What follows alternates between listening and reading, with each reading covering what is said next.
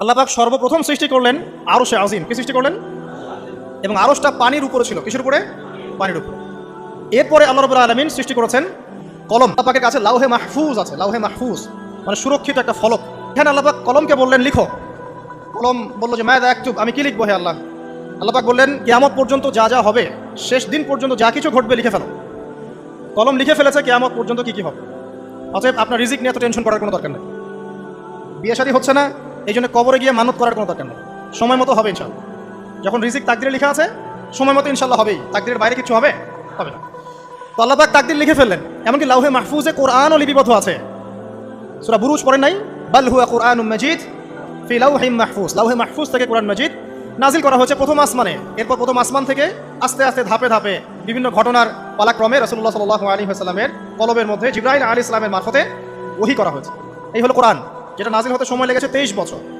লাউহে মাহফুজ আল্লাহ রাব্বুল আলামিন সব লিখে ফেললেন। এভাবে 6 দিন, আল্লাহ পাকের হিসেবে 6 দিন কত লম্বা আল্লাহ ভালো জানেন। 6 দিনে আল্লাহ রাব্বুল আলামিন এরপর সৃষ্টি করলেন পুরো মহাবিশ্ব। পুরো মহাবিশ্ব বলতে আমি শুধু পৃথিবীর সৌরজগৎ বোঝাচ্ছি না। এই মঙ্গল, বুধ, শনি, বৃহস্পতি এইটুক না। এরকম হাজার হাজার সৌরজগৎ মিলে একটা গ্যালাক্সি হয়। আর হাজারটা গ্যালাক্সি মিলে গিয়ে একটা আসমান হচ্ছে, মহাকাশের একটা ছায়াপথ আসমান হচ্ছে। তো এরকম 7টা আসমান বা 7টা মহাবিশ্ব আল্লাহ পাক সৃষ্টি করলেন মাত্র 6 দিনে। কয় দিনে? ফি সিত্তাতি আইয়াম, 6 দিন আল্লাহ পাক সৃষ্টি করলেন। এরপর আল্লাহ রাব্বুল আলামিন প্রত্যেক মহাকাশে তার যার যার কাজ সেটা দিলেন। যেখানে যেখানে মাখলুক সৃষ্টি করা আল্লাহ পাক করলেন।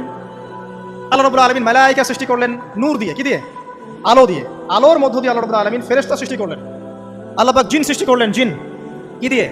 আগুন দিয়ে। একদম যেটা উত্তপ্ত আগুন, লাল আগুন, সেই আগুন দিয়ে আল্লাহ পাক জিন জাতিকে সৃষ্টি করলেন।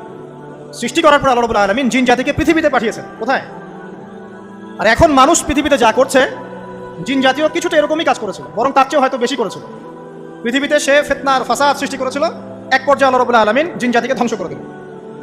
কিছু কিছু জিনকে আল্লাহ পাক অবশিষ্ট রাখলেন, যেগুলো পাহাড়ে, পর্বতে, বিভিন্ন জায়গায়, সমুদ্রে আশ্রয় নিল। পাহাড়ি এলাকাগুলোতে জিন থাকে, গভীর সমুদ্রে জিন থাকে, হ্যাঁ, জঙ্গলে জিন থাকে। এরকম কিছু জায়গা আছে, এগুলোর মধ্যে জিনরা থাকে। ওদেরকে ডিস্টার্ব করতে গেলে সমস্যা, আপনাকে ধরে ফেলবে।